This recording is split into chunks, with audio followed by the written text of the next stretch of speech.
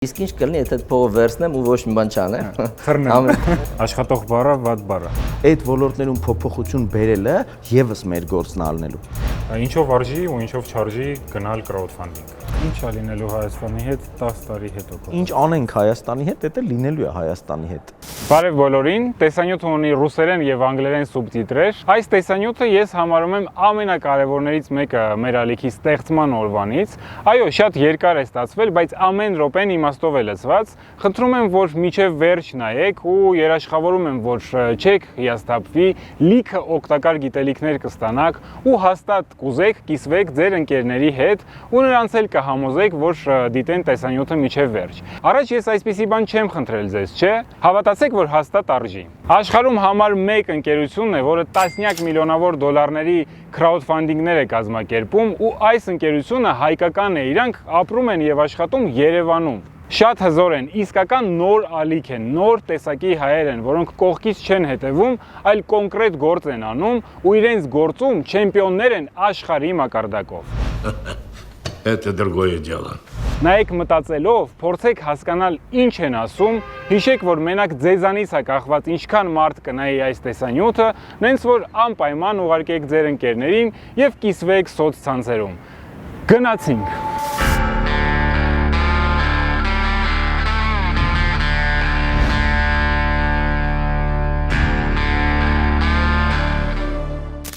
Նարեկ Վարդանյան, CrowdFunding-Formula-ի համահիմնադիր։ Չեմ սխալվի, եթե ասեմ, որ դու crowdfunding-ի ամենալավ մասնագետներից ես աշխարհում, բայց միևնույն ժամանակ մեր հայրենակիցներից շատերը ընդհանրապես չգիտեն crowdfunding-ը ինչ է։ Կարճ կբացատրես։ Crowdfunding տերմինը ինքը նոր չի ու բավական շուտվանից կա ու պրակտիկորեն դա մեծ մասաներից, ամբողջային ֆինանսավորում, sense է հայերեն թարգմանվում։ Նույնիսկ հին ժամանակներում, ասենք Էֆելյան աշտարակը, Ամերիկայի հետ ազատության արձանը, իրանք պրակտիկորեն հենց crowdfunding-ով են ֆինանսավորվել, այսինքն մի հատ հետարքի նախագծի գաղափար ա եղել, գումար չի եղել ու մարդիկ հավաքվել են, տենց այդ գումարը տրամադրել են ու տենց հետարքիր կառույցներ են ի հայտ եկել, հա։ Այսօր crowdfunding իհարկե շատ է զարգացել այդ ժամանակներից ու նոր պլատֆորմների ու ինտերնետի զարգացմանը զուգընթաց արդեն այսօր հնարավորություն կա հետարքիր իդեաներ ու պրոդուկտներ ստեղծելու ու ամբողջ աշխարհից ստանալու ֆինանսավորում։ Crowdfunding-ի առանձնահատկություններից մեկը նա է, որ հենց ստեղծողը ինքն է ուղղակիորեն շփվում այն մարդկանց հետ, ովքեր վերջին հաշվով իր սպառողներն են լինելու, հա։ Այսօր առանց միջնորդների, առանց վերավաճառողների, առանց խանութների դու ուղղակի դիմում ես այդ մարդկանց, եթե իրանք քեզ վստահեցին, այս էլ կստացի շատ կարևոր ոնց որ կոմպոնենտ է, որ crowdfunding-ը ձևավորվել է հիմնականում վստահության վրա, հա, այս հետարքիր ֆենոմեն է, այսինքն իրավական կոնտրակտներ կարելի ասել չկա համարյա, ու զուտ դու եթե մարդուն վստահում ես, եթե դու կարողանում ես համոզել աշխարհի ցանկացած երկրում գտնվող հարյուրավոր, հազարավոր մարդկանց, որ այն ինչ որ դու անում ես իմաստ ունի, դու կդառնաս հաջողակ բիզնեսմեն, դու կունենաս հաջողակ բրենդ, քո պրոդուկտի մասին կիմանան ամբողջ աշխարհում ու ամեն ինչ քո մոտ լավ կստացվի։ Ընդհանուր քանի միլիոն դոլարի crowdfunding եք դուք արդեն արել։ 30-40 միլիոն դոլարից ավել։ Որտեղն է զբաղեցնում crowdfunding-Formula-ն միջազգային աշխարհում։ Տարբեր չափանիշներով մենք աշխարհի top 30-ի մեջ ենք, իսկ անցած տարի մեր success rate-երով առաջինն ենք եղել։ Success rate-ը որն է։ Այդ միջին հավաքած գումարը ամեն կեմպեյնի համար մեր մոտ 1.4 միլիոն դոլար է կազմում։ Դուք առաջի կամ համար 1 կամպանիան եք կարելի ասել crowdfunding-ի աշխարհում։ Չեմպիոն եք։ Ինչքան գիտեմ, հավաքած գումարի 5%-ը մնում է հարթակին, Indiegogo կամ Kickstarter կամ ինչ-որ ուրիշ հարթակներին, 3-4%-ը դա վճարման համակարգին է մնում եւ ինչքան է մնում crowdfunding-Formula-ին։ Crowdfunding-Formula-ին մնում է մոտ 25%-ը։ 25%-ը։ Իսկ կախված է ինչ կամպեյնն է, թե ձեր ստանդարտ ֆին է։ Ստանդարտ ֆի է, հա, մենք սիրում ենք այտենց ստանդարտացնել, ֆիքսված վճարներ մենք չունենք, զուտ այդ հավաքած գումարն է։ Ամենահաջողակ ձեր կամպեյնն է, ինչքան գումար է հավաքել։ Ամենահաջողակը էս վերջերս է եղել, ընդհանրապես մի քանի ամիս առաջ հավաքել է 5 միլիոն դոլար։ Ինչ էր։ Էս UV մասկն է, էս հավաքել է 5 միլիոն դոլար էս նախագիծը։ Հա։ Էս այստեղ է իր բանն է, այդ Vortex համակարգն է, որը որ օգնում է օդը մաքրելու մարեներից։ Ինքը ինչ-որ մի ձևով digital է, թե պրոստը ֆիլտրներ բաներ են դրած։ Digital է, այսինքն զարդկա ես դու դնում իրան, ու մի ամբողջ օր ինքը պահում է, էլի։ Մի հատ զարդկա դնես, հա, ամեն ինչ զարդկա է այսօր։ Խնդրում եմ պատմիր, ոնց սկսվեց քո ճանապարհը crowdfunding աշխարհում։ Սկիզբը շատ հետաքրքիր է, այտենց նայեք կլասիկ ստորիներ կան, այտենց մոտավորապես այդ նույն ձև, հա, այսինքն failure-ով մենք մի հատ հետաքրքիր գաղափար ունեինք ընկերոջս Գևորգի հետ ու ուզում էինք ֆինանսավորում գտնենք այդ գաղափարի համար ու մեկը մեզ խորհուրդ տվեց, ասեց crowdfunding անպայման փորձեք, ինքը շատ լավ տեղ է, հաստատ լիքը գումար կարող եք ռեյզ անեք, մենք մտանք, տեսանք իսկականից շատ sense ոնց որ գրավիչ է ամեն ինչ, հա, մարդիկ տենց 100,000-ավոր գումարներ են հավաքում այդ պլատֆորմներում ու տենց մենք արդեն պլանավորել էինք ոնց ենք ծախսելու այդ միլիոնները, այդ օրը տենց գրանցեցինք, տենց կեմպեյն գրանցեցինք ու տեսանք որ գումար չի հավաքվում, հա, առաջի օրը, երկրորդ օրը տենց 0 ստատիկ։ Ինչ product էր որ։ Մեր application էր։ Մենք ուզում էինք application մի հատ ստեղծենք ու տեսանք որ գումար չի հավաքվում ու տենց հետո սկսեցինք ընկերներին դիմել, ասել մի հատ ոնց որ օգնեք, բան, տենց հետաքրքիր գաղափար ունենք, էլի տենց չէին օգնում ու վերջին իմ ընկերներից մեկը տենց $10 տվեց ու ասեց բայց ես տալիս եմ այն պայմանով որ այս թեմայով տենց չդիմես, որովհետև սա օրը այս հարցերով են մեզ գրում տենց fail եղանք, $15 հավաքեցինք ու հետո սկսեցի ես հետաքրքրվել, բայց ինչի տենց ստացվեց, որովհետև լիքը ուրիշ պրոդուկտներ, տենց մեր աչքի առաջ տեսնում ենք, որ տենց շատ մեծ գումարներ էին հավաքում ու այն ձևը թե ոնց հասկանանք ինչն է աշխատում, ինչը չէ, որոշեցինք ինտերվյուներ անել, successful մարդկանց, այդ կստացի ամենահեշտ ձևն է հասկանալու հաջողության գաղտնիքները, հա, просто հաջողակ մարդկանց բռնում ես ու հարցնում ես ոնց է կարել ու շատ ժամանակ պատմում են իրան ամենամիշտ անկեղծ ասած պատմում են այն ամենայն ключевой կետերը որ պետք է անես իհարկե այդքան հեշտ չի բայց դու ուղղություն ստանում ես էլի ես մոտ 40-50 տենց ինտերվյուներ արեցի ու հասկացա որ լրիվ սխալ ենք արել այն ինչ որ անում ենք вообще պետք չէ տենց անել այդ application-ները ընդհանրապես չեն աշխատում crowdfunding-ում բայց այդքան ինտերվյուներից հետո ոնց որ ափսոսս եկավ այդ սախ մատերիալները տենց պրոստը թողել ու ասացի կարելի է օգտագործել ինչ որ ձև մի հատ գիրք գրեցի 57 Secrets of Crowdfunding ու այդ գիրքը դրեցի Amazon-ում վաճառքի ու տենց դարձավ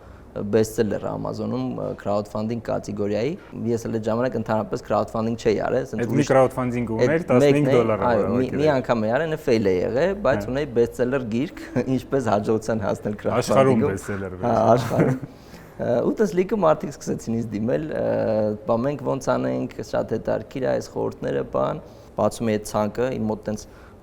խորհուրդների ցուցակ է, էլի դες ինքս փորձ չունեի։ Բացում էի, ասում էի, այս մի բանը սենց արեք, այս մի բանը սենց մի արեք, այս մի բանը կարող աշխատի, այս որ անում եք տենց մի արեք, չի աշխատի։ Պարզվեց, որ իսկականից աշխատում է այդ սա։ Պարզվեց, որ եթե միտադիչկա ու շարունակաբար անես, այո, ստացվում է։ Հա, ինքը աշխատում է, ուղղակի ունի իր համակարգը, ունի իր տենց դժվար պահերը, որ պետքա չվհատվես, հա, ու անընդհատ շարունակես անել։ Ու ստացվում է։ Ու այդ պրոյեկտներում էլ ստացվեց, մի քանի նախագիծում, որ ես տենց կոնսուլտացիա էի անում, հավաքեցին $100,000-ից ավել գումար, այն ժամանակ այդ իմ համար շատ տենց մեծ գումար էր։ Շատերի համար էլի մեծ գումար։ Իրականում էլ մեծ գումար, ու տենց ես հիշում եմ այդ առաջի անգամ տենց շատ ուրախ շամպայնով բանով ես նշում եմ այստեղ իմ համար մենակ, թե ինչքան լավ որ տենց հաջողության են հասել։ Ու դրանից հետո ոնց որ մտանք արդեն այս ոլորտը։ Դու digital աշխարհից ես, թե вообще ոնց ես դու digital աշխարհ մտել։ Ես digital աշխարհ մտել եմ Իդրամով, Իդրամի հիմնադիրը էլի ինքերս է Գևորգը ու ինքը ինձ համոզեց որ ես մտնեմ Իդրամ 2012 թվականին սկզբում որպես զարգացման գծով տնօրեն, հետո որպես կոմերցիոն տնօրեն, տենց ոնց որ իրարից սկսեցինք Իդրամը զարգացնել։ Գևորգ Պողոսյան, CrowdFunding-Formula-ի համահիմնադիր եւ շատ պոզիտիվ էներգիայով մարդ, բարև Գևջան։ Հազար բարի Հայկ ջան։ Երբ որ ուսումնասիրում ես քո կենսագրությունը, այնպես տպավորություն է ստեղծվում, որ մի 100 տարեկան մարդու կենսագրություն ես ուսումնասիրում, բայց ամեն դեպքում կուզենայի, որ ինչ-որ տես տեզիսային փորձենք մարդկանց պատմել, вообще ոնց սկսեց քո ճանապարհը եւ ոնց դու դարար աշխարհի համար 1 crowdfunding գործակալության համահիմնադիր։ Ամենակարևորը հետեւյալն է, որ ինչ որ նպատակ կա դրած շատ խոշոր նպատակ, շատ հեռու նպատակ ու այդ նպատակին հասնելու համար ամեն պահի դրությամբ նայում ենք թե որն է լավագույն քայլը, որն է լավագույն գործը, լավագույն ոլորտը, որում պետք է զբաղված լինես ու այդ քայլն էլ անում ենք, այդ ոլորտն համապատասխանաբար մտնում ենք։ Ու քանի որ մենք տենց անընդհատ զարգանալու, անընդհատ սովորելու էտապներում ենք, այդ քայլերն ու ոլորտները շատ հաճախ փոխվում են։ Անկամ այսօր պլանավորել ես, որ 3 տարի հետո այսինչ բանը պետք է լինի, բայց ընդհանրապես այս տարվա վերջ հասկանում ես, որ չէ, առհասարակ այս ոլորտից պետք է դուրս գալ, մի հատ ուրիշ ոլորտ մտնել կամ մի հատ ուրիշ բան կպցնել։ Ժամանակին ես օրինակ չգիտեի ֆոկուսի ոնց որ կարևորագույն լինելու մասին։ Այսինքն որ պետք է մի գործի վրա կենտրոնացած ես, պետք է full դրա վրա կենտրոնանաս, որպեսզի այդտեղ լավագույնը դառնաս։ Այդ դրա մասին ես չգիտեի։ Ու ինձ լիքա տենց ավելի փորձառու դեմքեր, բան մանավանդ արտասահմանից, երբ որ տենց ստարտափ ինչ որ տենց միտինգների էին գնում, մասնակցում, կոնկուրսների, բաների, իդրամով տարբեր, ուրեմն պրիզեր էինք շահում, տարբեր ասենք ինչ որ առաջարկություններ էինք ստանում, գնում էինք ինչ որ մրցույթների մասնակցում, ունդեղ շփվում էինք ինչ որ տենց միլիոնատեր, միլիարդատեր ինչ որ դեմքերի հետ, որոնք մեծ էքզիտներ են արել։ Ու իրանք բոլորը հենց իմ պատմությունը կամ իմ բիզնեսի մասին լսում էին, մի անգամ հոյ ասում էին, չէ, տես չի լինի, պետք է ֆոկուս լինես, մի բան պետք է անես։ Ասում էի, չէ, ոնց, ու այդ իմ գերագույն սխալներից մեկն էր, այսինքն ինչ էր տեղի ունենում։ Մենք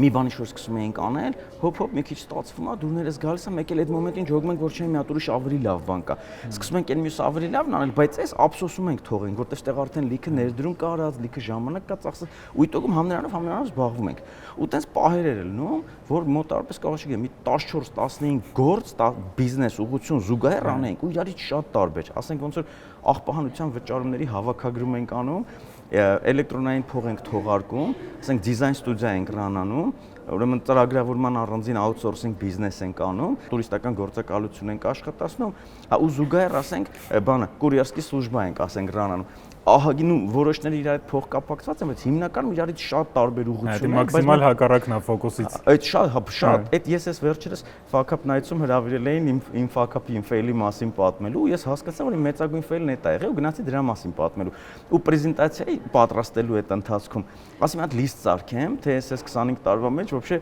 ինչեր եմ մնում, այն վաղ ինչքան, 20-23 տարվա մեջ, թե ինչև էական չի։ Այս ժամանակաշրջանում, ժամանակահատվածում ինչեր եմ արել։ Հաշվեցի 75 հատ պրոյեկտ եղավ։ Պրոյեկտ, որ ասում եմ, այդ ամեն մեկը մի բիզնես է։ Իդրամը այդ 75-ից մեկն է, որի մեջ տես տարբեր պրոյեկտներ կա, բայց որ պատկերացնես։ Ու դու համարում ես, որ դա քո ֆեյլն է եղել, որ 75-ը դեռ 100% այդ շատ լուրջ սխալ է եղել, այսինքն ես իրականում այդ դրանցից որևէ մեկի վրա որ ֆոկուս լինեի, իր ասենք գեներացրած ակտիվները, իր ստեղծած արժեքը շատ ավելի մեծ էր լինելու, քան այդ բոլորն իրար հետ ստեղծել են, էլի, միանշանակ։ Մի անգամ ես պատահաբար մի հատ վիդեո տեսա ու այդտեղից սկսեց, կարելի ասել, իմ դիջիտալիզացիան իրական, էլի։ Ու այդ վիդեոյում մի հատ 45-50 տարեկան մարդ պատմեր, թե ոնց է ինքը իր մոյկան ծախե, Ամերիկայում այդ մոյկա ուներ, պատմեր, որ ինքը իր մոյկան ծախել է ու մտել է դիջիտալ մարքեթինգի ոլորտ, ու ինքը ասում էր, ես որ այս մոյկան բացում էի, ես մտածում էի առավոտը պետք է գնամ, փողերը վերցնեմ, իրիկունը գնամ գոլֆ խաղալու, հետո առավոտը գնամ, էլի փողերը վերցնեմ, իրիկունը գնամ, ասում ես կյանքումս գոլֆ չեմ խաղացել։ Ու ես հասկացա, որ այդ շատ սահմանափակ բիզնես է, հետո մտա դիջիտալ մարքեթինգի ոլորտ ու ինքը մոտ 2 տարում դարձել էր աշխարհի ամենաթոփ դիջիտալ մարքետոլոգներից մեկը, ընդհանրապես գաղափար չունենալով դիջիտալ մարքեթինգից մոտ 45 տարեկանում ինք մասնագիտությամբ լինելով գորիլաների անասնաբույժ, այդ իր կրթությունն էր գորիլաների մոյկաներով բիզնես էր, ասենք այն ամենաանցի քյարթու վիճակը, ու ինքը դարձել էր ամենաթոփ մարքետոլոգներից մեկը, որ ասենց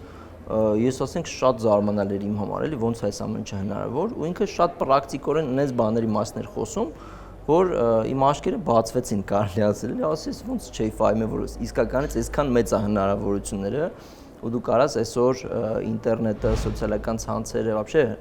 արկա հնարավորությունները օգտագործելով, ուղղակի մի հատ լապտոպ ունենալով, ինտերնետին կապած, կառուցես համաշխարհային պրոդուկտներ, ունենաս միջազգային բիզնեսներ ու քո շուկան չլինի այն շուկան, որտեղ որ դու ապրում ես, այն երկիրը, որտեղ որ դու ապրում ես, այլ լինի ամբողջ աշխարհը, որը որ անսահմանափակ շուկա է ու հնարավորություններ է բացում քո առաջ։ Իսկ ոնց ես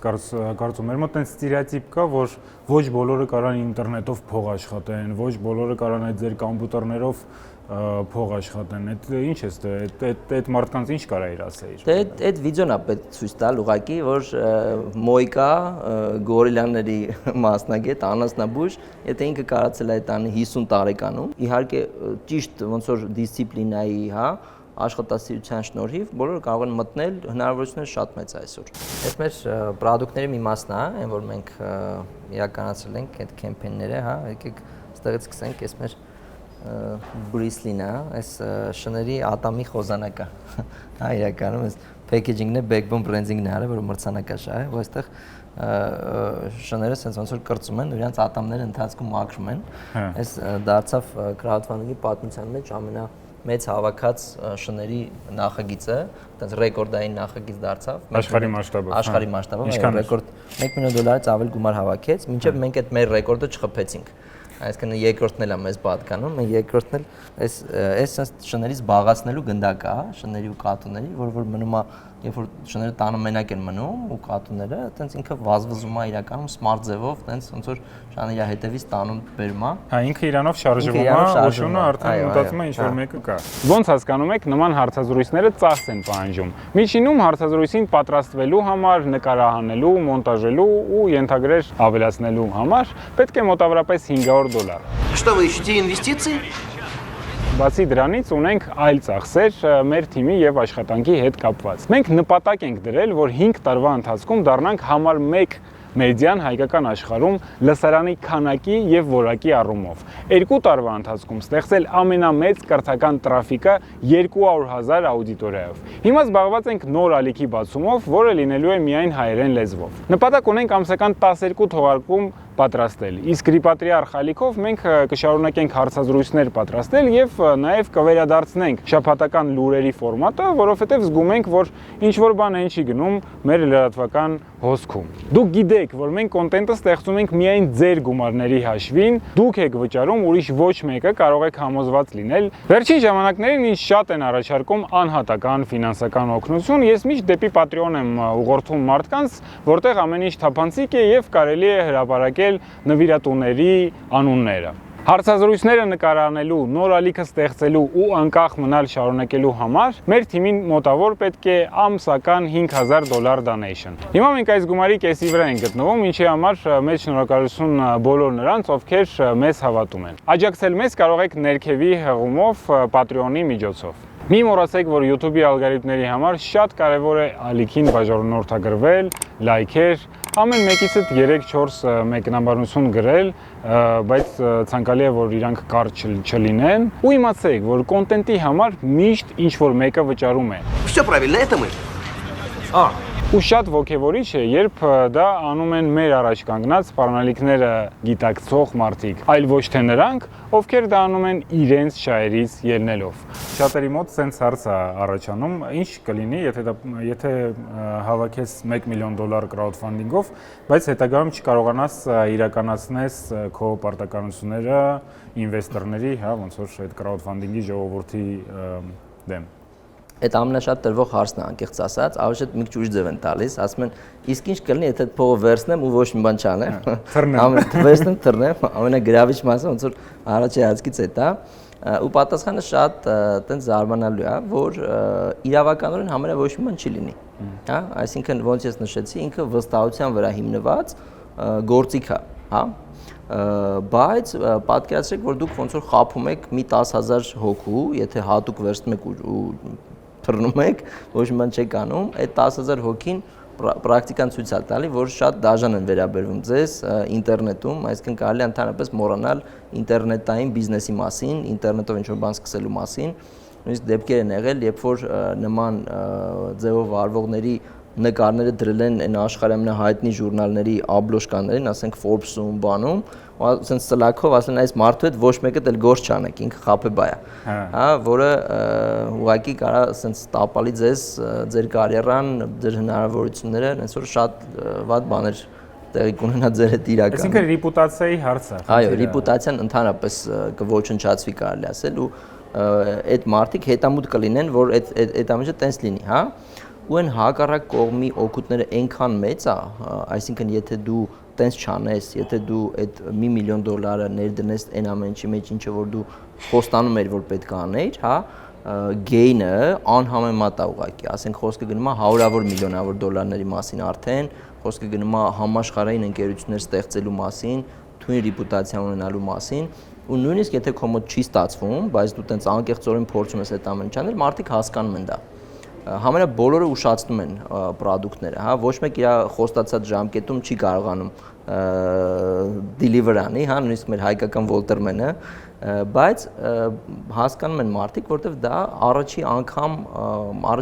սովորաբար ստացվում քրեատորների մոտ էլի, հա, իրենք առաջի անգամ են նման բարդ պրոդուկտներ արտադրում, ու դու կարող ես ուշացնել։ Ժամկետները ուշացնելը իմ կարծիքով եսի միշտ չի։ Հա, իրականում էլ եսի միշտ չի, ու ինքը օքեյ է, եթե դու պատրաստ ես իրոք լավ պրոդուկտ սարքելու, մարդիկ ոնց որ համբերատար կսպասեն, բայց դու պետքա ցույց տաս, որ դու այդ process-ի մեջ ես։ Որևէ անձի տնտեսական զարգացումը, ֆինանսական զարգացումը ենթադրում է հետևյալը, դու ավելի շատ ստանաս, ավելի քիչ ծախսես, հա, ասենք հակառակն ալնում, շատ ես ծախսում, քիչ ես ստանում, սկսում ես սկել, հա, գնում ես բանկրոտствоյի։ Հիմա նույն բանը երկրի հետ է տեղի ունենում։ Էքսպորտը, այդ շատ հաճախ ասում եմ դրա մասին, էքսպորտը այդ մեր եկամուտներն է, այսինքն ապրանք ենք ուղարկում, փող ենք ստանում։ Իմպորտը մեր ծախսերն է, փող ենք ուղարկում, ապրանք ենք ստանում։ Իմպորտը էքսպորտից բարձր է, քյասի բանում ես, իմպորտը էքսպորտից ցածր է, հարստանում ես։ Հիմա մեր երկրում միշտ իմպորտը էքսպորտից բարձր է եղել, հենց այսօր 2 անգամ բարձր է։ Ու հիմա դու պատկերացրու, ասենք ես ուզում եմ այս սրա մասին որ խոսում ենք, ամեն անձ մի հատ ուզում եմ իր վրա այդ վերցնի։ Ու պատկերացրու, ինքը ամեն ամիս դիցուկ ստանում է 200,000 դրամ ու ծախսում է 400,000 դրամ։ Ու տենց 30 տարի։ Դրա համար ենք մենք աղքատանում։ 100%։ Ու իտոգում ի՞նչ է տեղի ունենում, բայց դու մի ձև ապրում ես, չէ՞, բայց դու 30 տարի շարունակ դու ծախսում ես այդ 400,000-ը, որտեղից ես ծախսում, իտոգում վարկեր ես վերցնում, պարտքեր, վատագույն դեպքում մուրում ես, լավագույն դեպքում դրսի բարեկամներդ ասենք նվեր են քեզ ուղարկում, հա, այսինքն մեր երկիրը հենց այդ վիճակում է այս ամբողջ ընթացքում տնտեսական իմաստով եղել, հա, ու դրա պատճառով մնացած քո բոլոր ուրեմն հնարավորությունները կրճատվում են, մնացած բոլոր ոլորտներում արդեն խնդիրներ ես ունենում, ստիպված ես ելնում լիքը բաներ սահմանափակել, լիքը հաճույքներից ոնց որ հրաժարվել, անվտանգությունդ որպես երկիր եթե խոսանք, բնականաբար սկսում է իշնել եւ այլն, կարճ ասենք, ինչքան շատ ես սովորում, այդքան շուտ ես ջոգում, թե ամենաճիշտ ճամփեն որն է, ու այդքան քո ընտրած ոլորտներն ու գործիքները ավելի լավն են ելնում քո վերջնական նպատակին հասնելու համար։ Սենց ասեմ։ Ասեցի, որ դու այդ թեման ասեցիր, ես չեմ կասկածում, որ սովորում ես, ուզում եմ ուղղակի հասկանամ ոնց ես սովորում ու ոնց ես ընտրում, ինչ սովորես։ Լսի, ես փորձում եմ ամենակարևորը ինձնից խելոք մարդկանց հետ շփվեմ, ինձ ամենահեշտը տենց եմ ես սովորում, ճիշտն ասած։ Շատ-շատերը լիքը կարդալով են սովորում, ես այդքան շատ չեմ կարդում օրինակ։ Որոշ մարդիկ ակադեմիական կրթությունով, ես իմ կրթությունը լրիվ ուրիշ է, բայց Գեղարվեստի ակադեմիան եմ ավարտել, նկարիչ եմ, գրաֆիկ ձևավորող եմ մասնագիտությամբ, այսինքն, բայց ես փորձում եմ հիմնականում այն ուղղությունը, որում պետք է զարգանալ, այդ ուղղության տենց ամենաթոփ գիտելիք կրողների հետ շփվելով զարգանամ։ Նու այդ իհարկե զուգորդվում է այդ ոլորտի վերաբերյալ ինֆորմացիա գտնելով, կարդալով, մարսելով, master class-ում, բան, նաև sense ինչ որ վիդեո դասեր, կուրսեր եւ այլն։ Failure culture։ Գիտեմ, որ ընդունված գաղափար է ձեր մոտ, կարաս բացատրես ինչ է դա եւ ինչ է կարեւոր։ Ինքը շատ կարևոր է անընդհատ մնալ նորարարական, այդ նորարարական ինդուստրիաներում շատ կարևոր է, որ դուք խրախուսեք failure-ները, հա, ու failure-ները, ձախողումները, այո։ Ու մեր մոտ մենք խրախուսում ենք ձախողումները, ու ինքը շատ տենց հակասական է առաջի անգամ ընկալվում, հա, օրինակ եթե ինչ-որ բանկերում մարդկանց կարող է գործից հանեին, որ իրանք մի հատ սխալ են գործել ու դրա արդյունքում բանկը ասենք $10,000 կորցրել, մեր մոտ մենք կարող է աշխատանքից հեռացնենք այն թիմակցին, որ տենց բան չի արել։ Հա, ով որ ձախողումներ չի արել։ Հա, սա իդեալականը հենց կակրած այդ է իրանից ենթադրում մեր տեսանկյունից, որ դու պետքա ձախողումներ անես, որտեվ այդ անբաժանելի մասն է կազմում ինչ որ նոր բաներ սովորելու։ Մենք լինելով նորարարական ընկերություն ու առաջատար ընկերություն, անընդհատ նոր բաներ ենք ստեղծում, անընդհատ նոր ձևեր ենք գտնում, նոր պրոդուկտներ ենք հորինում, հա, ու այդ ամենի մեջ անհնար է ձախողումներ չունենալը, ու դու պետք է ասենք լիքը բան փորձես, այդ 10-ից կարող ընդհանրապես մեկը աշխատի, կարող է ոչ մեկը չաշխատի, ու դեռ օքեյ է։ Ինչով է տարբերվում crowdfunding-formula-ն։ Ну, ես շատ տեղեր եմ աշխատել իրականում միջև ստեղ ու կարող եմ ասեմ, ստեղ ինձ ինչն է դուր գալիս, մթնոլորտն է, այսինքն ես ստեղ չեմ զգում որպես հերթական ինչ-որ չեմ աշխատավայրում, հա։ Ստեղ ես ինձ զգում եմ որպես լիարժեք թիմի անդամ, մոտեցումները այլ են, քան ասենք հասարակ ուրիշ ինչ-որ կազմակերպություն, որտեղ որ աշխատել եմ, այստեղ քո կարծիքը կարևորում են, միշտ աճելու ինչ-որ տեղ կա, միշտ խրախուսում են, որ դու աշխատես քո վրա, զարգանաս, ավելի շատ բան սովորես։ Իսկ ո՞նց են խրախուսում։ Թե նրանով որ այսինքն եթե ինչ-որ տրեյնինգ է պետք է, առանց խնդիր կազմակերպվում է, թե չգիտեմ, ինչ որ գրականություն է պետք, միշտ ունենք այդ միշտ հարմարեցող գրականություն կա ու մեր մոտ նաև մի հատ շատ հետաքրքիր բան կա, որ մենք խրախուսում ենք failure-ները։ Այսինքն մեր մոտ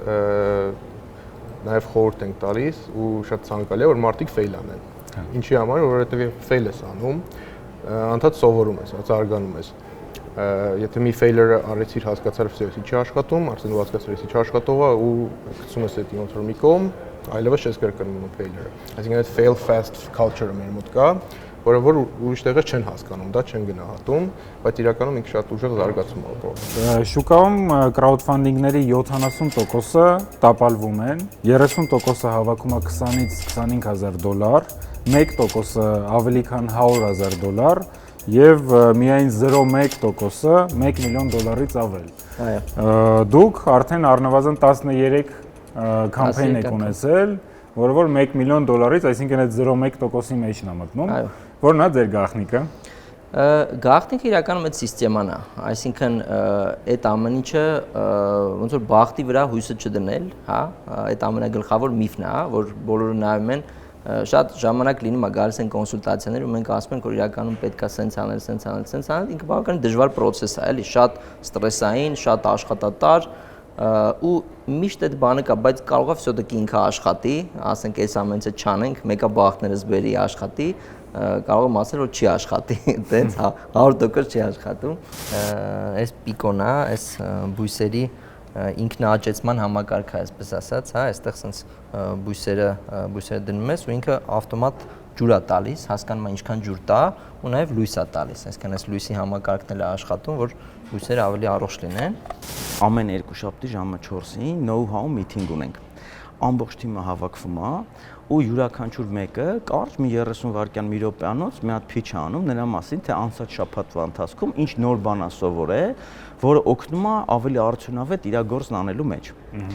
Ու հիմա նա ինչ հետաքրքիր բան է տեղի ունենում, եթե դու մենակով ինչ-որ մի հատ գործ ես անում, ու ամեն շաբաթ ինչ-որ նոր բան ես սովորում, շաբաթը մի բան սովորեցիր, դալշը զարգանում ես։ Հիմա երբ որ մի հատ մեծ թիմ է, ու այդ թիմում յուրաքանչյուրն այդ արագ սովորողներից, տենց խելքով մարդկանցից է, ամեն մեկը եւս մի հատ նոր բան է սովորում։ Ու այդ երկու շաբթի օրը դու սինք ես ելնում բոլորի հետ։ Ու եթե ասենք 40 հոգանոց միտինգ ես, դու 40 շաբաթվա գիտելիք ես պաֆակտու ստանում, հա, ու 40 անգամ ավելի արագ ես զարգանում, այտենց մարդկանց հետ, այտենց միջավայրում, քան եթե դու մենակով գործը տանեիր կամ մի հատ 5 հոգանոց, ասենք թիմով, էլի։ Այս շատ հետաքրքիր մոմենտ է ու իմ կոնկրետ սովորելու հիմնական գիծը ոնց որ այդ մոդելն է 57 secrets of crowdfunding։ Այդտեղից top 5-ը կարաս ասես որն է։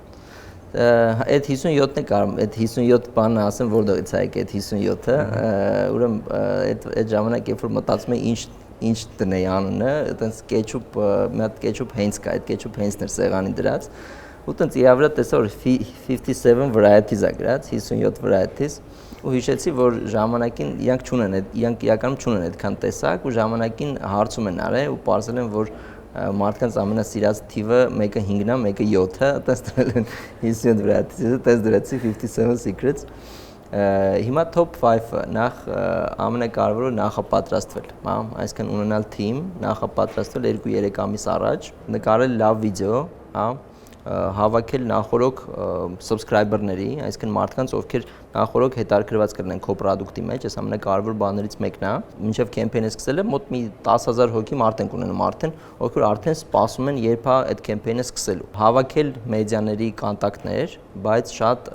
targeted մեդիաների, այսինքն ուղղակի այսօր շատ հաճախ լրագրողներին ում գտնում ինչ որ բան են ուղարկում, այս էլի չի աշխատում ու պետքա դու գտնես այնպիսի լրագրողների, այնպիսի ժուրնալիստների, ովքեր հետաքրքրված են հենց քո ոլորտի ինչ որ բաներ cover անելու, հա, այդ ոլորտի հոդվածներ գրելու։ Ու ինդիվիդուալ մոտեցում։ Այո, այս էլ է շատ կարևոր, որ spam չանես։ Influencer marketing-ն է շատ կարևոր, հավաքել էլի influencer-ների ու քո product-ը նախորոք ուղարկել իրենց որպեսզի իրենց եթե դուր գա, իրանք շատ տենց մեծ ոգևորությամբ նույնիսկ անվճար շատ հաճախ կարող է քո մասին ինչ որ մեկը խոսի, ով որ մի քանի տասնյակ միլիոնավոր ֆոլոուերներ ունի, գովազդներն է շատ կարևոր, գովազդների մեջ լիքը տենց հեքեր կան, այսպես։ Ոնց եք ընտրում product-ը, որ crowdfunding անեք։ Մենք ունենք մի հատ մեթոդոլոգիա, որով որ վալիդացնում ենք։ Իհարկե մեր փորձից ելնելով մենք արդեն գիտենք ինչ տրենդեր կան աշխարհում, հա, ինչպիսի պահանջար կա, ինչ product-ների, բայց նույնիսկ այդ ամեն ինչով հանդերձ այդ մեթոդոլոգիայով անցկացնում ենք, այդ կոչվում է jungle proof, ոնց որ ջունգլիներով հիմնավորված, հա, մի հատ պլատֆորմ ենք սարքում ստացի, որը հենց այդ անունն է ունենալու։ Շատ պարզ է մեթոդոլոգիան։ Առաջի, ասենց 3 էջանի մի հատ վեբսայթ ենք սարքում։ Առաջ էջում դնում ենք տենց ընդհանուր կոնցեպտը, ընդհանուր իդեան, ինչ որ product-ի ու տենց գրանցվելու տեղ, հա, երբ որ մարդը իր email-ը կարա թողի տեղ ու եթե հետաքրքրված է տվյալներ կստանա email-ով։ Երկրորդ էջն է բացվում դրանից հետո, որտեղ գինն է գրած այդ product-ի ու գրած է, որ եթե դու $1 հիմա գումար տաս, դու այս գինը ռեզերվ կանես։ Այսինքն այս գինը քո համար գարանտիրованный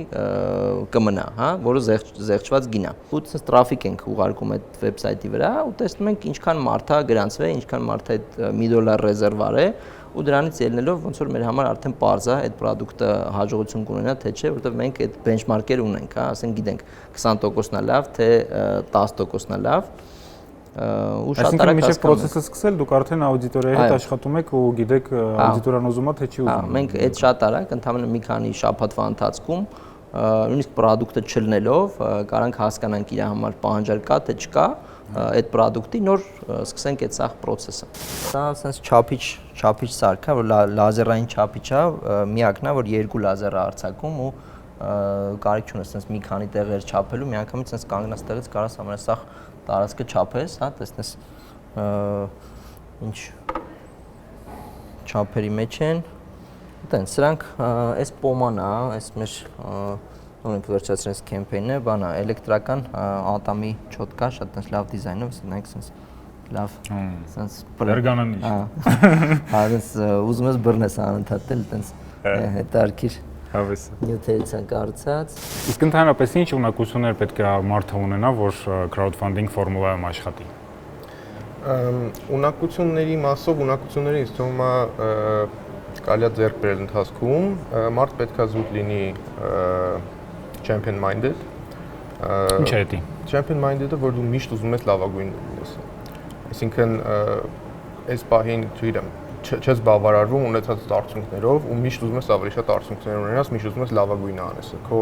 աշխատանքը, քո առօրյան ինչ որ անում ես։ Պետք է լինես հետաքրքրասեր, պետք է լինես ձգտում ունեցող, որ միշտ ուզենաս նոր բաներ սովորես ու կիրառես ամենօրյա քո աշխատանքի մեջ։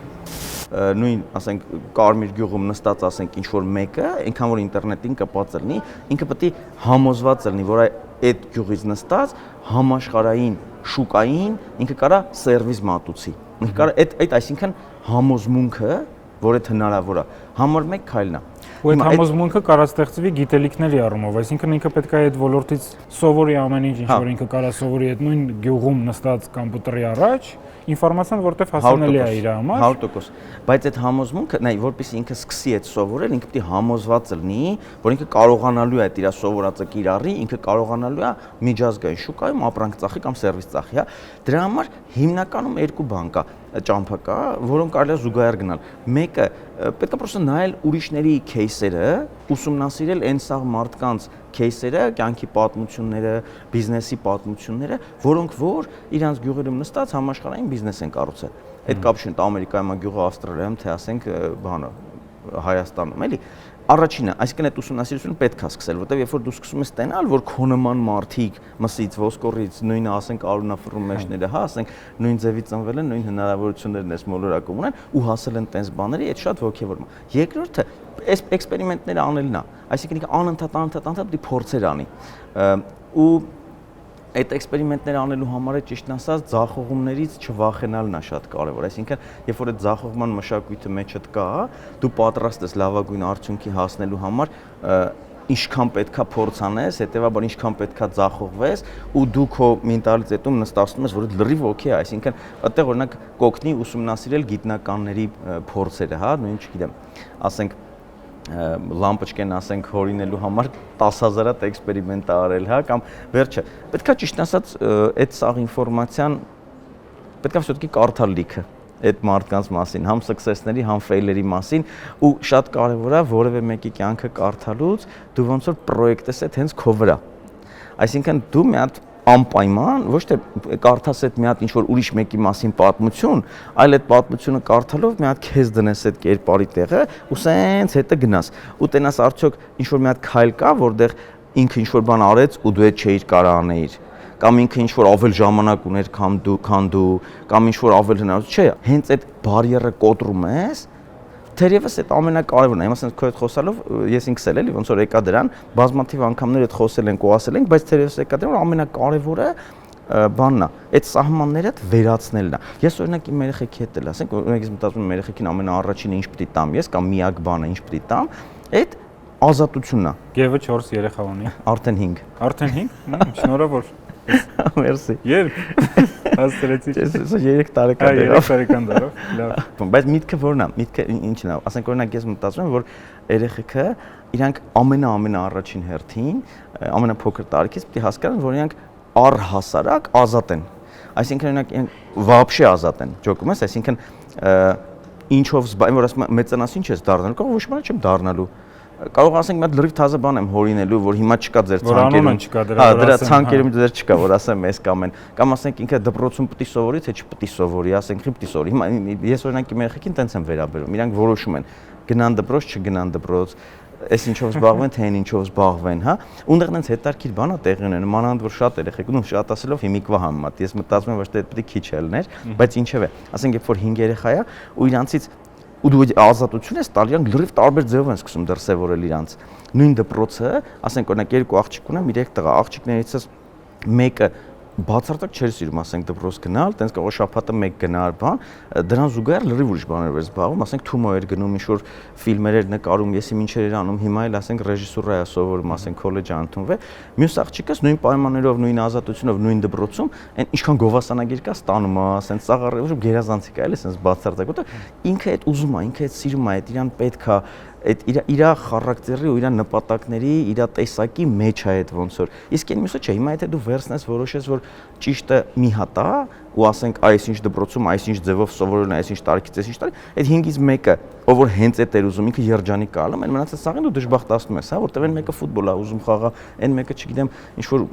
ֆինանսների հետ կապված, ասենք, բաներ է անում, ինչ որ փող է հավաքում, տան մեջ, ասենք, տոկոսով տալի վերցնում, ասենք, թե այն մյուսը, ոչ մի շատ տարբեր են, էլի կարճ ասած, ու երբ որ դու ազատություն չես տալի, իրանց այդ չես էլ բացահայտում, թե իրանցից ով ինչ, հիմա այդ բառի գանք, ասենք, տաղանդներ ունի կամ ում մեջ ինչ գենի է նստած, չես է բացահայտում, բայց իմ պատկերացմամբ ամեն մեկի մեջ ինչ որ մի հատ գենի նստած է, ու այդ սահմանափակումների պատճառով շատ-շատերի մոտ չի բացահայտվում այդ էլի, հասկանաս։ Բայց մենք մի տեսակ տենց չգիտեմ, էդի սովետից է մնացել, թե պրոստը պատմությունն է տենց ստացվել, մենք ոնց որ sense ստանդարտների ու ստերեոտիպների երկիր լինենք, ոնց ես կարծում, ոնց կարելի է դա կոտրել, այսինքն հիմա շատերը հաստատ նայում են մեզ ինչ որ փոքր քաղաքներից կամ գյուղերից, ինչ խորհուրդ կտաս, ոնց իրանք դուրս գան այդ ստերեոտիպներից, ոնց իրանք կարողանան զարգանալ։ Լրիվ համաձայն եմ այդ ասածից հետ, որ համ սովետներ տենց, համ մենք ենք հիմա այդ վիճակում, բայց նաև ամբողջ աշխարհն է այդ պրինցիպներով հիմնականում, ну, ասենց ասեմ, պետությունները հետաքրքրված են ինչ որ դոգմաներ, ինչ որ ստերեոտիպներ ձևավորելու, հասարակությունների վրա դնելու, որպեսզի ավելի կառավարելի, ավելի ասենց իրանց պատկերացրած համակարգով շարժվեն, էլի, հա, ըստ երևույթի դրա պատճառով է, որ այդ ստերեոտիպները ձևավորվում ու ներդրվում են, էլի։ Հիմա ինչա պետք դրանից դուրս գալու համար առանց դրա գործելու համար պետք է առանց դրա գործելու անհրաժեշտությունը գիտակցել։ Այսինքն մենք պետք է շատ խոսանք նրա մասին, թե այդ ստերեոտիպները ոնց են խանգարում, ոնց են սահմանափակում ու ցույց տանք լիքը տարբեր кейսեր, որտեղ առանց այդ ստերեոտիպների ինչքան ավելի մեծ հաջողությունների ես հասնում, ինչքան ավելի սամարեալիզացիա բարձր մակարդակի վրա է ալնում, հա։ Այսինքն հետ գալով մեզ ու մեր երկրին, մենք պետքա հիմա գանք նրան, որ հնարավորինս շատ մարդ գիտակցի, որ մեր երկրի զարգացումը մեր այս վիճակից, այս վատագույն վիճակով հայտնվենք, այս վիճակից դուրս գալը ինքը բացառիկ մոտեցումներ է ուզում, բացառիկ տեմպերով զարգացում է ուզում, իսկ դրա համար պետք է բացառիկ քայլեր անենք, բացառիկ գործողություններ, այսինքն պետք է բացառենք այն սաղ ստերեոտիպներն ու սահմանափակումները, որ կարողանանք այդ բացառիկ քայլերն անենք ու այդ բացառիկ աճին հասնենք։ Մարդիկ կարող են նայեն քեզ ու վախենան։ Ասեն, «Էդի խաոսի կբերի»։ Չէ, այդ քաոսի չի բերում իրականում, բացատրեմ ոնց, երբ որ նպատակը, վիժնը մի հատ է, բոլորս ուզում ենք նույն կետին հասնենք, արդեն կապ չունի մեզնից ով ոնց է ուզում։ Երբ որ վիժնը ունես ցելը, արդեն կարևոր չի ով ոնց է, մեկը վազելով է գնում, մեկը քայլերով է գնում, մեկը պապլաստոնսկի սողում է, բան, մեկը գորգռալով է գնում, մեկը ցածր խոսա, էական չի այդ սա, հա, տարբեր ձևի, բայց սա նույն ուղղությամբ են գնում։ Ու ցանկացած պահի դրությամբ դու իրանց գեներացրած արժեքները կարող ես համադրես, իրանք համադրելի են, որտեվ նույն նպատակի համար են ստեղծված։ Ребята, которые не понимают это видео на армянском, быстрое сообщение для вас. Согласитесь, что у нас у всех желание вовлекаться в армянский мир только растет. Потихоньку каждый из нас учится брать на себя чуточку ответственности за происходящее. Это очень круто, и поверьте человеку, который 2 года назад очень плохо говорил на армянском, что знание армянского в армянском мире чертовски важная штука. Наша команда tumanyan.online каждый день работает над 2 задачами. Мы тратим уйму денег, чтобы убеждать наших соотечественников начать учить армянский, объясняем важность и необходимость знания родного языка. И второе, мы каждый день работаем над разработкой новых, более эффективных подходов для изучения, создаем для вас более удобные и комфортные продукты. Вы можете заниматься индивидуально с учителем на интерактивной платформе, можете заниматься в группе, можете отдать к нам своих детей, и для них у нас есть отдельная платформа, можете участвовать в разговорных клубах. Всю нашу прибыль мы направляем на создание спроса на изучение армянского, на совершенствование наших продуктов. По ссылке внизу можно записаться на пробный урок, который стоит меньше $1, познакомиться с учителем, увидеть платформу и осознать, пришло время смотреть эти видео без субтитров. Двигаем дальше. Ռոյբիա կոչվում սա, երեխաների կրթական բանա, խաղալիք ասենց ասած, որ անգլերեն է սովորացնում, զբաղացնում է երեխեքին, հա, տենց հետարքիր կոնտենտ է տալի, ու ինքը ճանաչում է երեխային ու հասկանում է թե ինքը ինչի կարիք ունի, տենց շփվում է, ինչ որ ստեղ բաներ է դիսպլեյ անում եւ այլն։ Էլի մրցանակակիր product է ինչ որ։ Հեծանիվը շատ ենք սիրում вообще։ Այս հեծանիվը fuel-ն է, այս հեծանիվը աշխարհում երկար գնացող էլեկտրիկ հեծանիվն է, e-bike-ն է, հա։ Իր հեղինակը Harley Davidson-ի գլխավոր ինժեներն է, Էրիկ Բյուլը, ով տես լեգենդար դեմք է, вообще մոտո արտադրության ոլորտում, ինքը տես իր անունով մոտոների բրենդ ունի եւ այլն։ Ու այս product-ի համար 1.4 միլիոն դոլար ենք հավաքել ու տես։ Ինչ շարժ է հեծանիվը։ Սա մոտ $3500։ Մոտոցիկլի գլնի է։ Երբ որ դու մի ամիս ասենք նույն բանը անում ես նույն ձևով, այդ շատ վատ է։ Կապ չունի, կարող է առաջի օրը այդ ամսվա այդ քո արածը համարվում է շատ արդյունավետ ձև, շատ լավ էր, բայց եթե դու մի ամիս նույն ձևով անում ես, դու նշանակում արդեն քո տեղում դոփում ես։ Լավագույն դեպքում դու գծային աճ կունենաս։ Բայց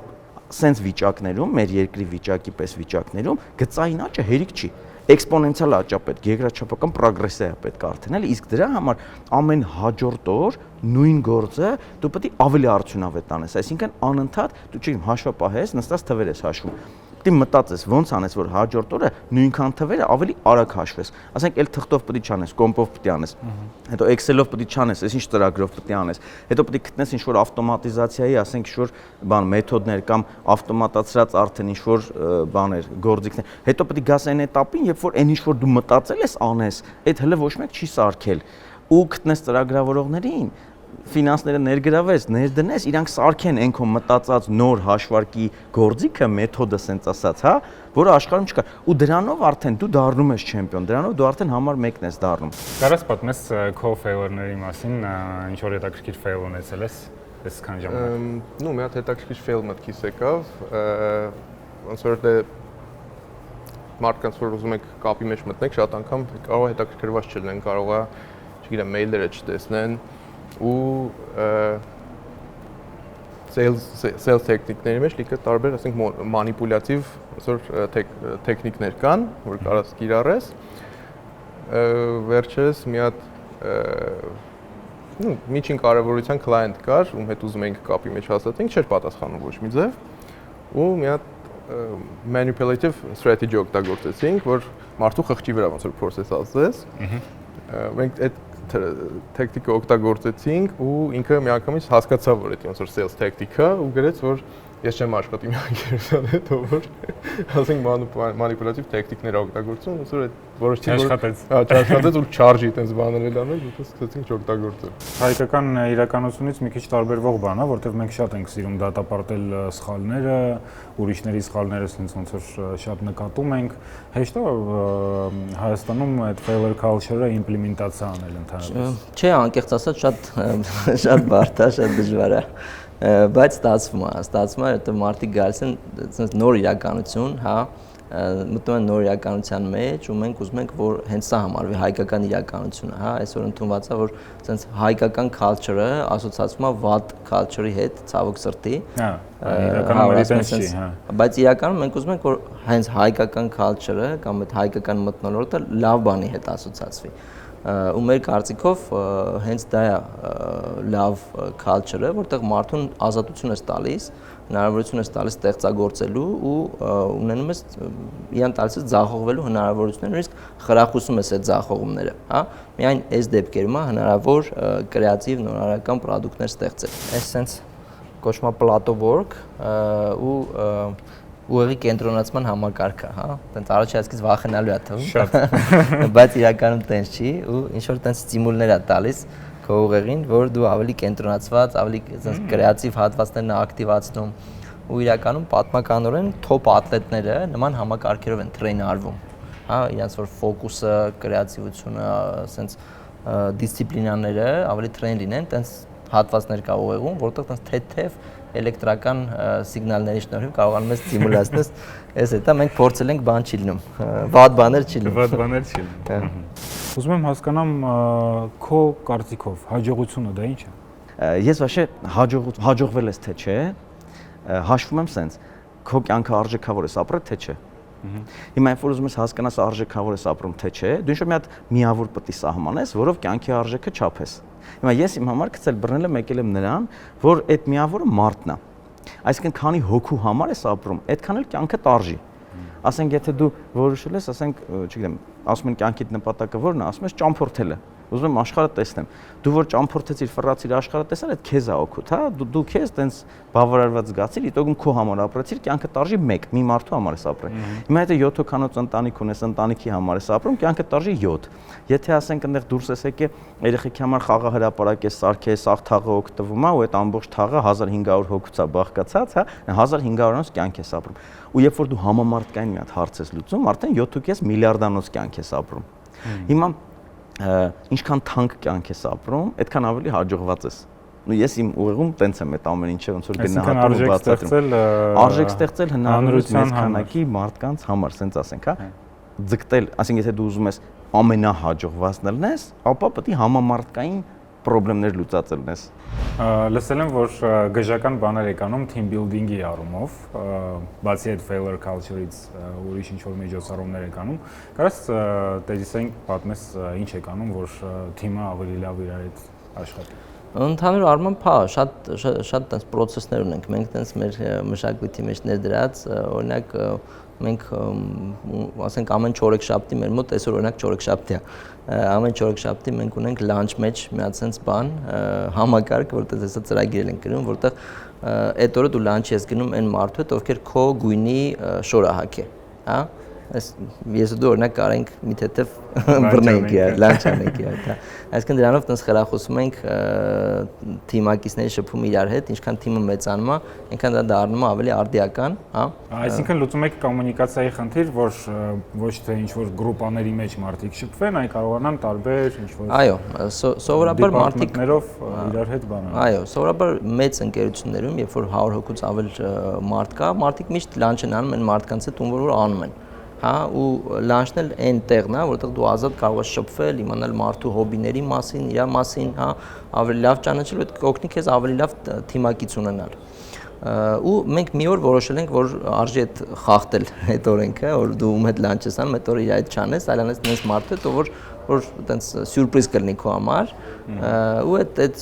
շորի գույները նաև այտենց կայֆ բան է ստեղծում, ասենք այտենց դեղինները մեկ է տեսնում ես գնում է այտենց ինչ որ մի հատ այտենց հետարքի, նաև ֆան էլեմենտ կա դրա մեջ։ Այդ օրինակ դա է մեր culture-ի մեջ։ Մենք ունենում ենք visionary meeting-ներ, այսինքն թիմերը, department-ները, հա, մեր մոտ պլանավորում են թե մի տարի հետո իրանք ինչի պետք է հասնեն ու ամեն 2 շաբաթը մեկ այդ միտինգները տեղի ունենում ու mixed visionary meeting-ներ ենք իրականացնում, այսինքն 2 թիմը մասնակցում այդտեղ, մեկը ինքը ոնց որ ներկայացնողն է, այն մյուս թիմը feedback տվողն է, հետո տեղերով փոխվում են, այդ ոնց որ բան ունենք, սիստեմ ունենք, երբեմն մեր մոտ պատկերացրեք, ասենք թիմ է, որ 15 հոգանոց թիմ է գործում է այդ աշխատում այդ product-ի վրա, մի օր իրանք տեղերով փոխվում են, հա, ու այս էլ failure-ների էլի խրախուսման միջոց է, այն մարդը, որ գովազդով է զբաղվում ու մարդը, որ վաճառքներով է զբաղվում, մի օր տեղերով իրանք փոխվում են, գովազդով զբաղվողը գնում է վաճառքներ է իրականացնում, վաճառքներով զբաղվողը գնում է գովազդներ է դնում, ու մենք լրիվ օքեյ ենք, որ իրանք ուրիշի կաշվի մեջ հա, որ իրանք տոտալ ֆեյլ անեն այդ ամեն ինչը, ասենք գումարները, բաները, բայց ինքը շատ հետաքրքիր արդյունք է տալիս, որ մարդը մտնում է ուրիշի կաշվի մեջ ու ավելի լավ է հասկանում դիմացինի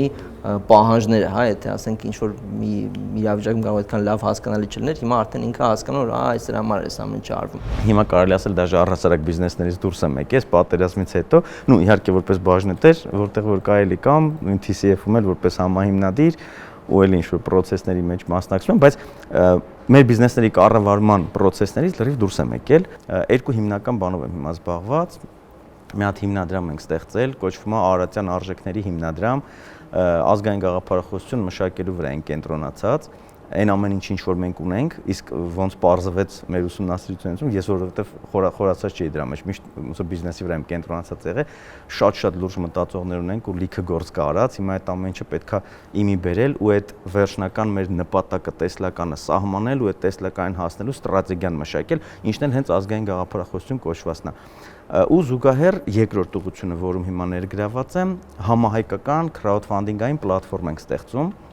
որի նպատակն լինելու է ուրեմն հնարավորություն տալ crowdfunding-ի միջոցով փողեր հավաքելու այն պրոյեկտներին, որոնք Հայաստանի Հանրապետության զարգացմանը ուղղված գործ են անում։ Ամենատարբեր պրոյեկտները դրանք կարողանալ են, ինչ որ մի հատ գյուղում ինչ որ կամուրջ են կառուցում,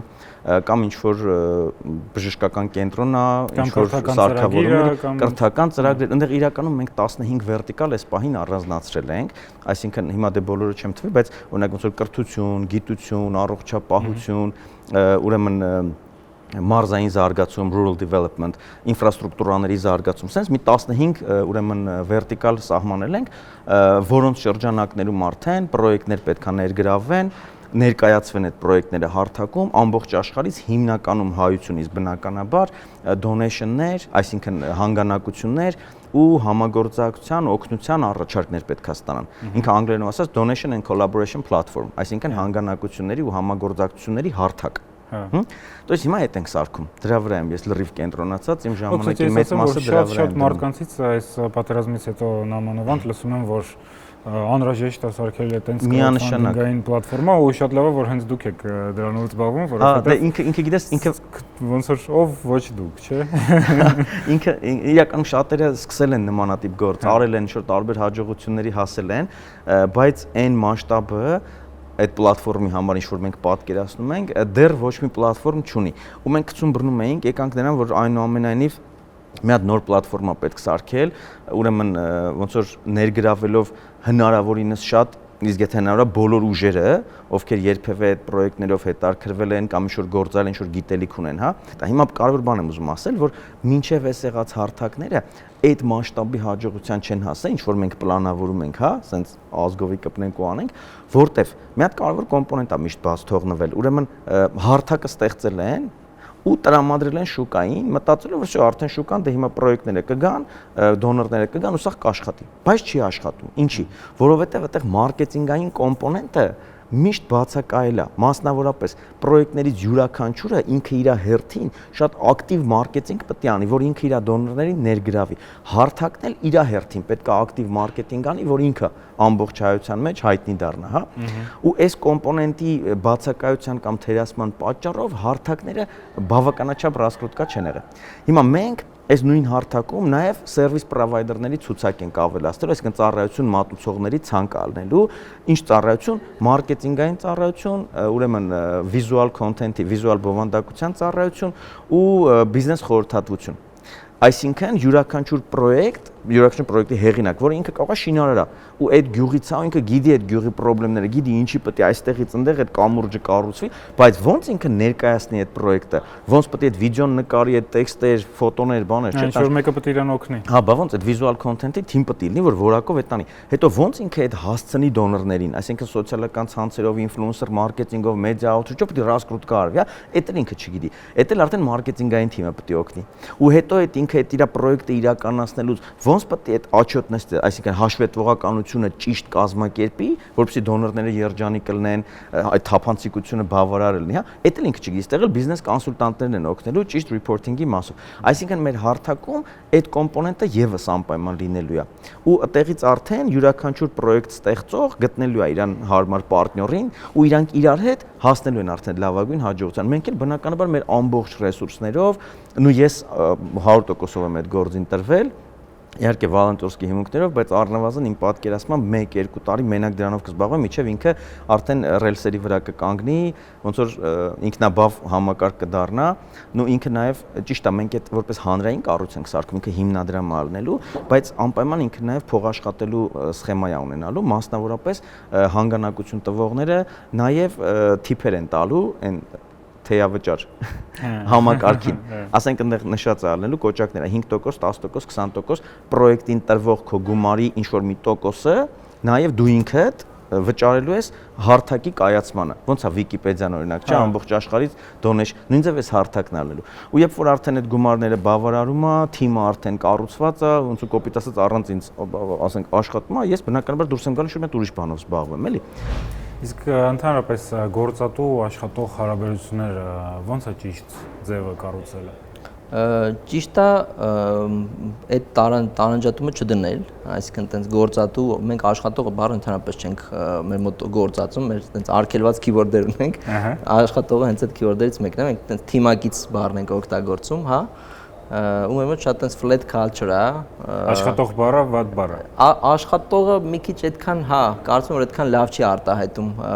այդ բնույթը, ինչ որ մարդը ստեղ անում է մեր մոտ, հա, որովհետև տենց բան կա, չէ, աշխատանք, հետո կյանքի աշխատանքի ու կյանքի բալանս, հա, work life balance, գնում եմ աշխատանքի, իմ աշխատանքից հետո է եւ այլն, մեր մոտ տես բան չկա։ Ինչ-որ վատ բանի մասին խոսես, էլի։ Մեր մոտ տես բան չկա, դա չի վերջանում, որովհետեւ շատերի համար սա միսիա է, շատերը հասկանում են այն իմպակտը, որ իրանք բերում են ամբողջ աշխարհում, ամբողջ աշխարհի վրա, հա, մենք այսօր օգնում ենք մարդկանց ոչ միայն Հայաստանից, այլ ամբողջ աշխարհից կյանքի կոչելու իրանց երազանքները, որ հակառակ պարագայում չէին ունենա իրանք, ու դա շատ օգնում է մարդկանց իրենց ավելի կարևոր զգալ, ունենալ այդ ազդեցության զգացումը, հա, ու աշխատող բառը այդ բնույթը ոնց որ չի արտահայտում։ Դրա համար մենք ոնց որ մեծ թիմ ենք, բոլորս իրար հավասար ու ամբողջ թիմով իրականացնում ենք մեր միսիան։ Երկրի կառավարման արդյունավետությունը բարձրացնելը այդ մեր ուղիղ ոնց որ անելիքն է, մեր task-ն է, մեր հանձնարարությունն է, ասենց ասած, որ իրավիճակը մեր վրա դրել է, հա։ Հիմա պետք է տեսնենք, թե ոնց ենք լավագույնս կարողանում այդ անել։ Այս պահին այդ երկու ուղղությունն ենք վերցրել։ Իդեպ մի հատ կարևոր բան եմ ուզում ասեմ, մենք մտածում ենք, որ այդ գաղափարախոսության շրջանակներում փոփոխություններ բերելը եւս մեր գործն է, այսինքն օրինակ, ասենք ըստ այդ գաղափարախոսության մենք հայկական ընտանիքը պատկերացնում ենք, որ պետքա լինի այսպիսին։ Այս մի հատ շատ վերացական օրինակ եմ բերում, բայց որպեսզի պարզ դառնա, էլի։ Հիմա ի՞նչ է պետք անել դրա համար։ Օրինակ, հիմա առաջի դասարանի գիրքա բացում ես ենթադրենք, այնտեղ գրած է ընտանիք ու տակը նկարած է մամա, պապա, երեխա։ Հիմա մենք ինտենսիվ սկսում ենք, ու կարելի ասել լոբինգ անել, որպեսզի այդ փոխվի։ Ասենք դիզայներներին են գտնում, հրատարակիչներին կրտնախիետ ենք խոսում, բան ինչ-որ մարդկանց ֆինանսավորում ենք, ինչ-որ բան, որ վաղը մյուսօր, ասենք այդ գիրքը վերատպվի ու որ բացես այնտեղ գրած լինի ընտանիք, նկարած լինի մամա, պապա, ասենք 5 երեխա ու տատիկ, պապիկ։ Ասենք որ երեխան արդեն ընտանիք հենց որ ասում է, ինքը այդ պատկերացնի։ Ես ես որպես օրինակ եմ ասում, էլի։ Շատ լավ օրինակ է իմ կարծիքով։ Այսինքն, բանը այդ գաղափարախոսությունը վերաբերելու է կյանքի պրակտիկորեն բոլոր ուրեմն ոլորտներին, ու ըստ այդ գաղափարախոսության այդ ոլորտներում փոփոխություն բերելը եւս մեր գործն ալնելու։ Հիմա մենք այդ քաղաքական ուժ դառնալով իշխանության գալով այդ հարցը կլուծենք, թե իշխանությունում եղած մարդկանց օգնելով կամ իրancs վրա ազդելով, այդ ոնց որ երկրորդ հարցն է, որ պետք է, բայց շատ կարևոր հարց է, որը ընթացքում պետք է հասկանանք։ Պետք է հիմա տեսնենք, թե ոնց են այս զարգացումները գնում, ինչ ուժեր են առհասարակ ձևավորվում, ըստ դրա հասկանանք, որ ճանապարհով այդ փոփոխությունները պետք է բերել։ Բայց այն որ պետք է փոխվի, այդտեղ դե հարց ու պատասխան չկա։ Բոլորս ոնց որ ավելի քան համոզված ենք, այն միշտ ասում ենք, չէ, process-ներ կա, ասենք էտապներ կա, ինչ որ բան դու իմանում ես, հետո այդ իմացածդ խորանում ես մեջը, սկսում ես հասկանալ, հետո մի հատ պահ կա, երբ որ դու գիտակցում ես, այն որ ճտում է մոտ, արա, ասում ես, այն որոդի հասկանում ես սա, բայց դրա կարևորությունը չէիր գիտակցում։ Այ հիմա մեր ժողովուրդը իմ պատկերացմամբ ազգը առհասարակ, հայ ազգը ամբողջ աշխարհում ու ժողովուրդը, որ ապրում է Հայաստանում, ասենք գիտակցել են արդեն այդ։ Գիտակցելու հաջորդ փուլը, այսինքն գիտակցելու փոփոխություններ է պետք, որ լրիվ ուրիշ տեմպեր է պետք զարգացման։ Գիտակցելու հաջորդ քայլը արդեն հենց քայլ անելն է։ Այսինքն մենք հիմա այդ էտապի վրա ենք։ Այսինքն միտքս այն է, որ ինձ թվում է թե այս արհավիրքների արդյունքում մենք գիտակցել ենք ինչ վիճակում ենք։ Ու հիմա պետք է այդ քայլերը սկսենք անել, էլի։ Համոզված եմ, որ մեր հետևորդների մեջ էլ կան մարդիկ, որոնք որ ինչ-որ պրոդուկտներ, ստարտափներ կամ ինչ-որ մտքեր ունեն, ինչով արժի ու ինչով չարժի գնալ crowdfunding։ Արժի գնալ սպառողների համար նախատեսած ֆիզիկական պրոդուկտներով, այսինքն բիզնեսների համար նախատեսած չէ, հա, B2B-ին չի աշխատում crowdfunding-ում, այլ պետք է լինի B2C, այսինքն վերջնական սպառման համար նախատեսած։ Ցանկալի լինի ֆիզիկական պրոդուկտ, այսինքն ծրագրերը, application-ներ, software, այդ որ մենք fail էինք եղել, այդ մեր փորձից ելնելով էլ նույնիսկ, այդ ամենը շատ վատ է աշխատում, հա, ու ցանկալի է ինքը լուծի խնդիր, ցանկալի է լինի մասսայական, այսինքն ինչ-որ կոնկրետ շատ նեղ սեգմենտի համար նախատեսած չլինի, հա, ցանկալի է լինի նորարարական, որ մարդիկ ուղղակի խանութներից չկարողանան իրան ձեռք բերել։ Եթե այս բոլոր կրիտերիաներին բավարարում է, ուրեմն շատ մեծ հաջողության պոտենցիալ կարող ունենա։ Եվ վերջի հարցը, որ ուզում եմ տամ, որ ինչ է լինելու Հայաստանի հետ 10 տարի հետո քո կարծիքով։ Ինչ անենք Հայաստանի հետ, դա լինելու է Հայաստանի հետ։ Շատ ուղիղ։ Իսկ քո երազանքը ո՞րն է, որ 10 տարի հետո ինչ լինի։ Նա իմ երազանքը հզոր հայրենիքն է, այնքան հզոր, որ ոչ թե մեր վրա հարձակվեն, մենք այտենց համարժեք պատասխան տանք, այլ ռիսկել չանեն մեր վրա հարձակվելու, ու ինչի համար, որպեսզի մենք հարատև խաղաղություն ունենանք։ Ու ինչի համար, որովհետև մենք առհասարակ համայն մարդկությանը պետքա ծառայենք։ Իր մարդկության բարդագույն խնդիրները լուծելով, մարդկությանը ծառայելը իմ պատկերացմամբ մեր ազգի միսիան է։ Ու որպեսզի մենք կարողանանք ֆոկուսել լինենք մարդկության խնդիրների վրա, լուծենք մարդկության խնդիրներն ամենատարբեր ճանապարհներով, թե մեր մտածողները ինչ-որ նոր մեթոդներ տան մարդկության մենտալիտետը փոխելու համար, թե մեր գիտնականները նոր ինչ-որ տեխնոլոգիաներ մշակեն, ինչ-որ խնդիրներ լուծելու համար, որպեսզի այդ մենք կարողանանք անել, մենք պետքա խաղաղության մեջ ապրենք։ Այսինքն մենք պետքա կենցաղային անվտանգության սահմանի խնդիրներ չունենանք։ Հա, բարձր չէ միտքը։ Այո։ Հետևաբար ես շատ ֆոկուս եղած գնում եմ այդ հզոր հայրենիքին, որի շնորհիվ ունենալու ենք խաղաղություն, որի շնորհիվ կարողանալու ենք կենտրոնանալ համայն մարդկության խնդիրները լուծելու վրա, համայն մարդկությանը ծառայելու վրա։ Իմ կարծիքով ու вообще, երբ որ դու հասկանում ես, որ ամենավեհ բանը մարդկությանը ծառայելն է, քո ամեն ինչը փոխվում է, քո մոտեցումները, արժեքային համակարգը, ու հիմա դու պատկերացրու, երբ որ մենք ազգովի գանք դրան, ասենք գոյություն ունենա մի ազգ, որը ծառայում է մարդկությանը, ու ամբողջ մարդկությունն իմանա, որ այս ազգը իրան է ծառայում, ու պատկերացրու այդ մարդկության վերաբերմունքը արդեն այդ ազգին, հա, ինչքան կարևոր է այդ ազգը դառնում մարդկության համար, ինչքան են բոլորը շահագրգռված լինելու, որ մենք լինենք, զարգանանք ու բարգավաճենք, հա, այսինքն այդ ինձ թվում է շատ կարևոր ոնց որ գիծ է, որ պետք է պահենք, էլի։ Շատ կարևոր գիծ է։ Շնորհակալություն Գևորգ ջան։ Ես եմ շնորհակալ Հայկ ջան։ Մերսի շատ։ Բաժանորդագրվեք ալիքին, եթե դա դեռ չեք արել, բաժանորդագրվեք Patreon-ին, եթե կարծում եք, որ մեր թիմը ճիշտ ուղղությունով է զարգանում, եւ լայքեր դրեք, եթե ձեզ դուր եկավ այս տեսանյութը, դիզլայքեր, եթե դուր չեկավ։ Մի մոռացեք տարածել այս տեսանյութը ձեր ընկերների շրջանում, կարծում եմ, որ շատ կարևոր է, որ հնարավորինս շատ մարդ նայի այս տեսանյութը։ Շուտով կտեսնվենք, ձեր գործերին հաջողություն։